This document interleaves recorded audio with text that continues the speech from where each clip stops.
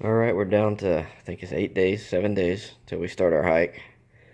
And yesterday we spent all day prepping our care packages and our caches we're going to plan along the way.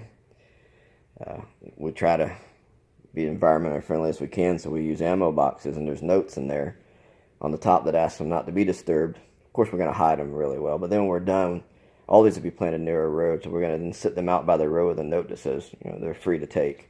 And it's going to be hard to turn down an ammo box. I'm sure someone will pick them up. But this is our gear rundown for our Finish MS hike, the through hike of the Palmetto Trail, which is starting October 1st. My gear spread out here. Inchworms is over here in the corner. Her weight's right under 9 pounds. We try to keep her under 9 pounds. Yeah, it's all packed in there, but I think we last weighed it was just under. But I'll give you a quick rundown of what we're taking, because we're going to be pretty much unsupported from October 1st. Depends on how we do.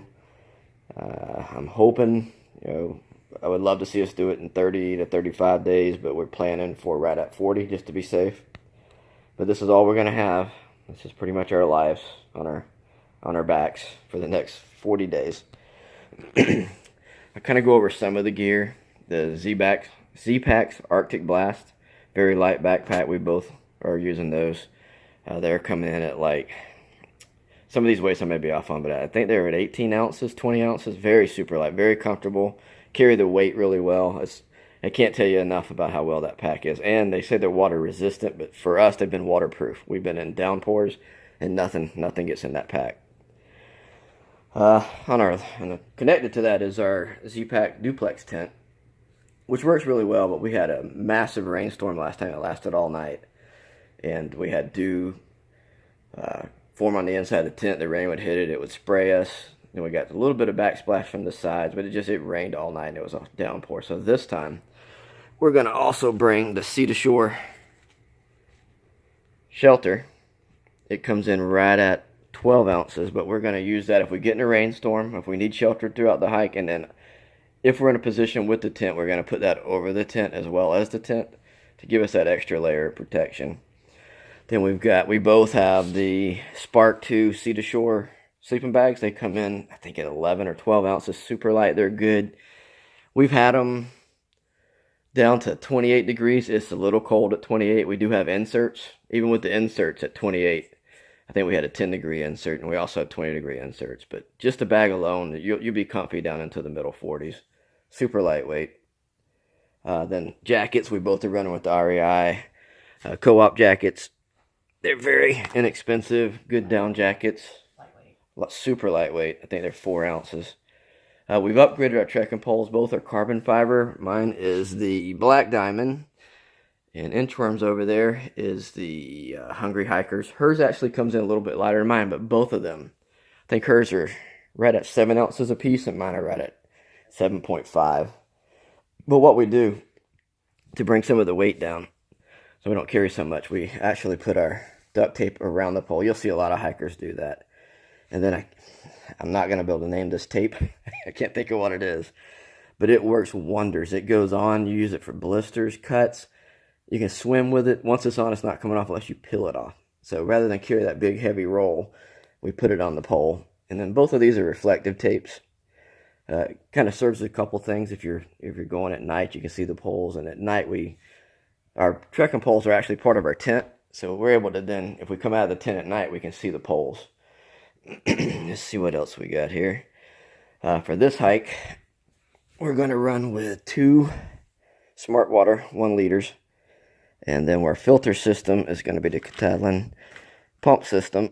And then this time, we're also both going to be running with the, I can't think what these things, but they're 2 ounces. It's like our backup water filtration. Then we got our 2 water bladders. When we hit enough water and we're getting close to camp, we fill those up. So all our food is freeze dried. We need water to cook with. Our Lucy lamp, solar charged. A lot of people go out and get expensive rain gear, and we found that last time we had the expensive jackets on, the Gore-Tex, we just soaked with sweat, and we still got soaked anyway. So we went to it was snowing too, and we were still sweating. Yeah, now even in the snow, it was good, but they're also 11 ounces. So we just went to Walmart and got some ponchos for this hike. We're trying to get our weights way down. We're going to be running with a solar charger, one battery pack. It's our first aid kit. We don't carry much, just a couple gauze pads to go with the tape, and some bandages if we strain a foot or something, and some tweezers and fingernail clips. Pillows, we've on our probably on the 4th or 5th pillows, but our other ones were okay, but they would really soak in the stink because they had foam in them, and by the 5th day you didn't want to put your head on them. But this is I think it's the Sea to Summit, and it's only 2.9 ounces. It blew up, and it's got a little button that's flexible. This will be our first time using it, but we tested around here, and it's pretty cool. We started using these on the Foothills Trail. Saw it in another video, and we will not hike without these now. Pretty much everybody calls them ass pads, but they're perfect. Anytime you need a place to sit, you just pop those out. Super lightweight. This is our Big Agnes. It serves as a dry bag, but it's also used to inflate our air beds. Now, we do go a little bit extra on our weight with these. We have another video up that demonstrates all the different ones we've had, and we've had tons of them. These are the large ones. These are the 25 by 72 Q-Core SLXs. Takes a lot to pump these up, but they're fairly quiet. They're very big, and I would say they're very comfortable. Mm-hmm. Yes. Yeah, for whatever comfort you can get sleeping in a tent. It does take, if you do it by mouth, you'd probably pass out. But this takes probably a good 5 minutes of rolling and pushing that air in there. But it also serves as a dry bag. Do it yourself. Yeah, beats the heck out of blowing. Yes. Mm-hmm. We got dry bags. We're actually, because we're going for this long distance, I'm actually bringing a full laptop with me. I've got one that weighs about 1.6 pounds. It's going to go in there, and along with my town clothes will go in there. We're pretty much going to go with just the clothes on our back and our town clothes. You know, why carry a whole bunch of clothes if you're going to be dirty all the time? That's right. We get to town, we'll take, go to laundromats, take showers. Our MSR stove, our fuel is in here. This whole kit, when we got it, would come in, I think it was about 1.6 pounds or something like that with everything. We shredded a lot of stuff over there. Yes, we tossed a bunch of stuff out. So we got a sewing kit in here in case we rip something, since we only have one pair of clothes. We go with the smallest fuel cans we got, and in our caches and food packages here and all, we've planned it out so we have one of these coming about every 7 days or so. Then you can see we've got it down to the stove. There's one bowl, 2 spoons, our hot sauce, and our lighter. We've got this so it's down to under a pound, and we're like, I'd have to throw it on the scale, but I think it's around 12 ounces or so.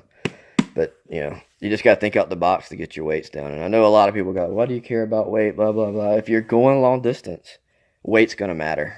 It really does, no matter what anyone might tell you. And smalls. Yes, and then we started using this, Inchworm discovered this. We used it on the Foothills Trail. Because the first attempt at the Foothills Trail, we got rained on, Inchworm hurt our foot. We couldn't get a fire going. We couldn't do anything, really. It was just a bad trip for us.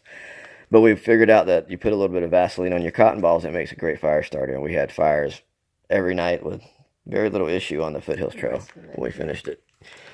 Let's see, what else did we miss? Gloves. Then we've got our personal kit here with our toothbrushes and personal stuff. And then in here, we try to have redundancies on everything. Like we've got the water filtrator, then another filtration system. Then we got a battery pack. We got solar. And then we got our headlamps and then a lantern. And then we've also have additional water filtration, our water tablets, just in case something happened with our filters there. And sometimes when you're in swampy areas, I know it might be overkill. We'll filter it and then we'll pop a tablet in there just to be safe. I got a little bit of Gorilla Glue, it's super lightweight. We got an alcohol pad in case we need to wipe a wound or something. And then the stuff to patch our airbed, and that's all we carry, and that's it. We've really threw out a lot of stuff from that we've carried in the past, and we got our toiletries over there. We do have to do a few days of food in our packs. Yeah, now. Other than that. I don't have my And it won't be much. It would be like just how many days?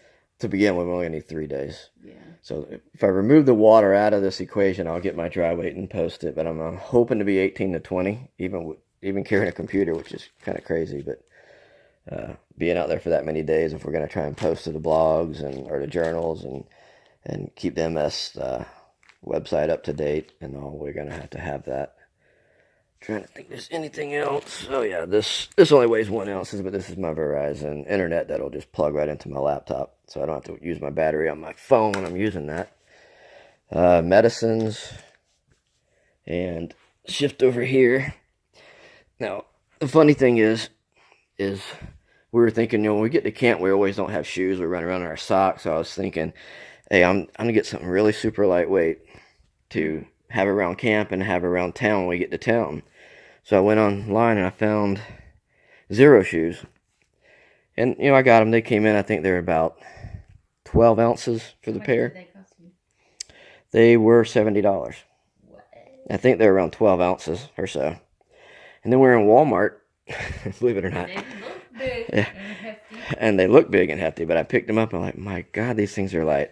So for $17, I come home, put them on the scale, and they're pretty much the identical weight. So $70 versus $17. People say quality and blah, blah, blah, but I think those look better. And they're cheaper. And They're like these, these are hard to work with. They're 17. Yeah, still not bad. All right, then we have our food bag. Now, last time we carried I can't remember what it was made out of. Same thing bulletproof vests are made out of. I can't remember now, but we had that bag and we'd throw it and we'd hang it. We're only going to spend a couple days in the mountains, and then after that we're out of it. It's just through the Piedmont and down to the coast. So this time our food bag is just going to stay in the tent with us, and then we've got this huge smell-proof bag. So everything that goes in there, and there's no smells coming out. So we're going to run with this for our food.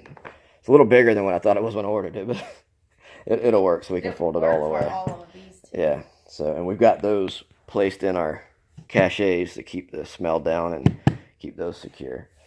And that's pretty much the rundown of everything. We're getting super excited. I think we're gonna sit down and do a video here the next day or two and talk about the hike and how we feel. And it's gonna be a lot. We're pretty much unsupported, for 45 days.